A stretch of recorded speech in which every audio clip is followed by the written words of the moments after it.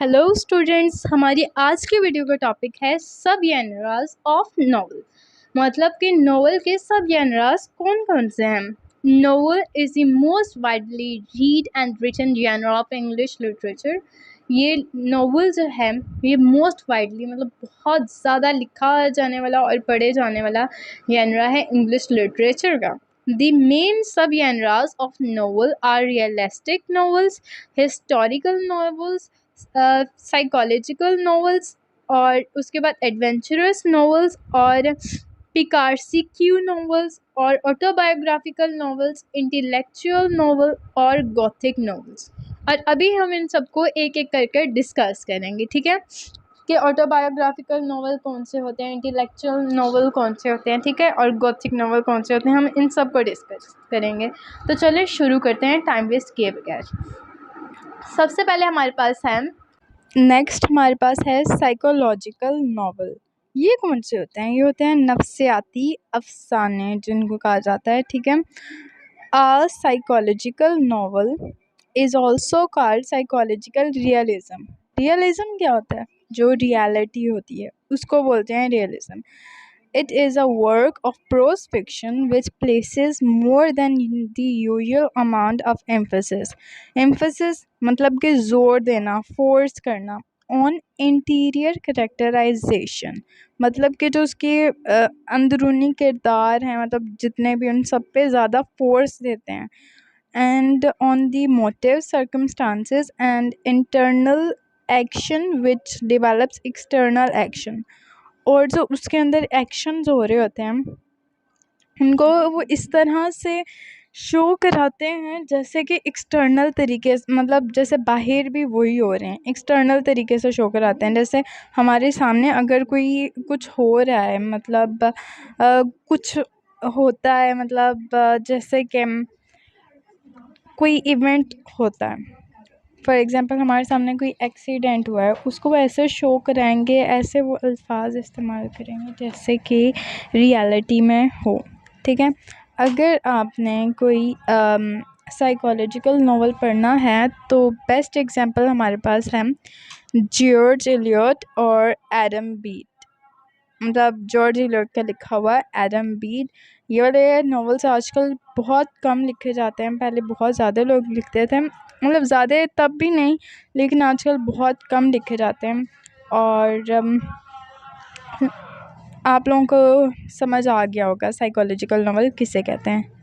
तो अभी हम नेक्स्ट चलते हैं। नेक्स्ट हमारे पास है रियलिस्टिक नॉवल। अच्छा, अब रियलिस्टिक नॉवल कौन सा है? इसको कहते हैं हकीकत पसंदाना अफसाना।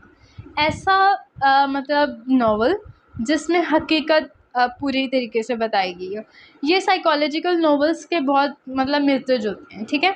A realistic novel is a type of novel which places a strong emphasis on the truthful representation। अच्छा, अभी मैं इसको रीड करूँगी तो एम आप लोगों का टाइम ज़ाया होगा। मैं आप लोगों को वैसे बता देती हूँ, ये रियलिटी पे बेस होते हैं, ठीक है। इसमें कोई उनने फेक थिंग नहीं बताई होती, जो भी होता है बिल्कुल रियलिटी इसमें होती है।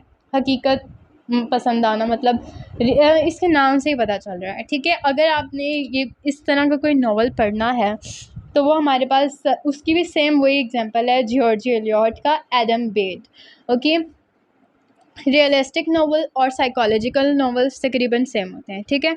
होप सो आपको समझ आ गया होगा। अभी हम नेक्स्ट पर चलते हैं। नेक्स्ट हमारे पास आता है सैटायरिकल नॉवल। अच्छा, अब सैटायरिकल नॉवल कौन सा होता है? सैटायरिकल नॉवल, सैटायर किसको बोलते हैं सबसे पहले आपको ये पता होना चाहिए। सैटायर, अगर आपने गुलिवर ट्रेवल्स पढ़ा है तो आपको पता होगा सैटायर तंज को बोलते हैं, ठीक है। Satirical novel is a type of novel in which novelist satires the foolishness and corruption of a character or a society। Gulliver travels में वो अपनी गवर्नमेंट की फुलिशनेस को शो कराता है, उस पर वो सटायर करता है, ठीक है। This kind of novel intends to improve humanity by criticising its follies and foibles. Moreover, the purpose of the novelist is a reformation or and didactic, okay। तो जो सटायरिकल नॉवेल्स हैं इसकी बेस्ट एग्जांपल गुलिवर ट्रेवल्स है, अगर आपने कोई satirical novel पढ़ना है तो आप वो ज़रूर पढ़ें, ठीक है। नेक्स्ट चलते हैं। नेक्स्ट अगर हम देखें तो हमारे पास आता है सेंटीमेंटल नॉवल। सेंटीमेंटल मतलब इमोशंस, ठीक है, मतलब जज्बाती अफसाना, उसको बोलेंगे सेंटीमेंटल नॉवल को। Is an 18th century literary genre which celebrates the emotional and intellectual concept of sentiment। मतलब कि ये 18th सेंचुरी का जो लिटरेरी genre था उसमें सेंटीमेंटल नॉवेल्स लिखे जाते थे।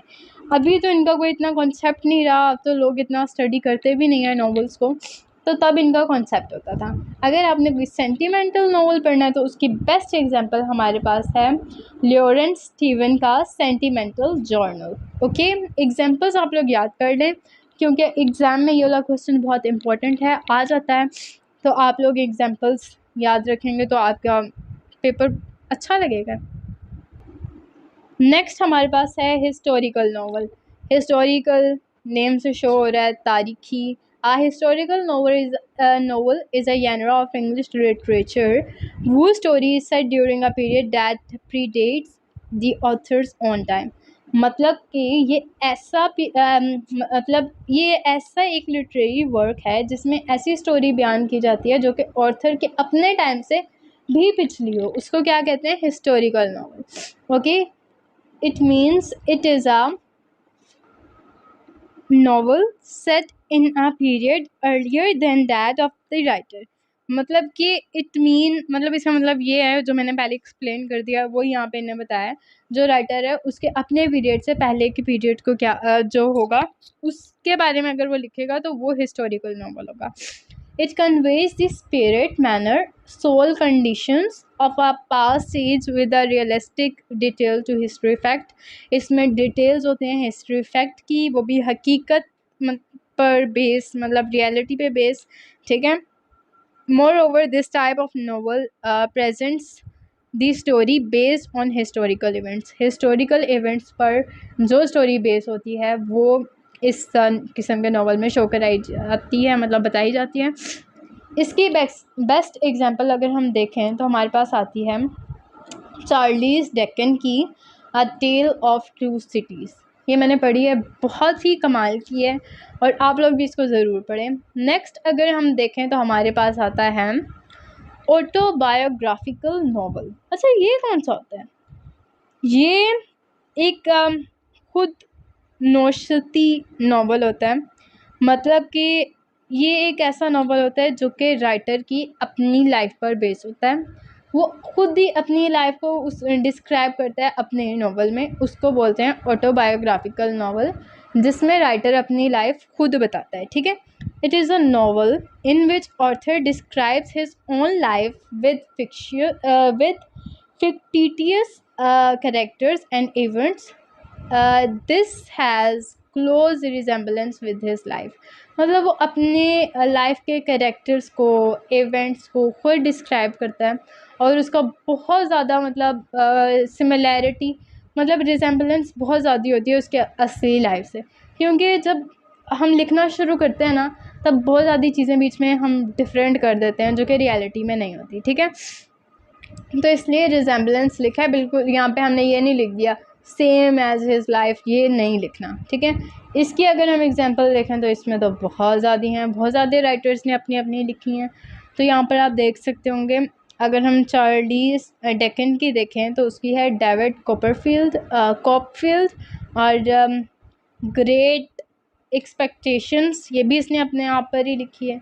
और ये बाकी आप यहाँ से देख सकते हैं, हमें रिपीट करने में कोई है तो नहीं, ठीक है। नेक्स्ट हमारे पास आ रहा है इंटेलेक्चुअल नॉवल। इंटेलेक्चुअल मतलब अकल से, इंटेलेक्ट से। Intellectual novel displays the clash of ideas and intellectual verification of knowledge and concepts of love in 20th century, ठीक है। ये अकली मतलब अफसाने होते हैं, इसमें अकल का काम ने बताया हुआ है भाई, अकल से जिस तरह जो भी है, ठीक है। Displays the clash of ideas, intellectual verification of knowledge and concepts of love. मतलब जो लव के कॉन्सेप्ट थे 20th सेंचुरी में उसको इंटेलेक्चुअल नावल में डिस्क्राइब करते हैं। More over this kind of novel displays the clash of ideas, intellectual verification of knowledge, value and response are diminishing faith on the cosmic significance of existence। ये पढ़ने का कोई फ़ायदा तो नहीं है, लेकिन फिर भी argument, counter argument in discussion, separate of concept of love and sex, conservation without communication, and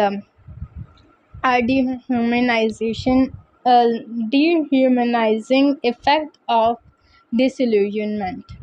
okay, मतलब इसमें वो मतलब जब कोई कम्युनिकेशन का सोर्स नहीं था तब जो बातें होती थी उसके बारे में, ठीक है, मतलब बहुत ही ज़्यादा अक्ल से जो लोगों ने काम लिए थे उस टाइम, अपना दिमाग दौड़ाया था ये इसके पीछे, लव के पीछे, तो उसको वो इंटेलेक्चुअल नॉवेल्स में बयान करते हैं। और ये 20th सेंचुरी में ही आए थे, उससे पहले भी थे लेकिन ज़्यादा इनका नाम 20th सेंचुरी में बना और इनको इंटेलेक्चुअल नॉवेल्स का नाम दिया गया, ठीक है। एग्जाम्पल्स अगर हम देखें तो यहाँ पे हमारे पास आता है Graham Greene, the power and the glory, the heart of the matter, Elizabethan Bowen's, the hotel, the house in Paris. Okay,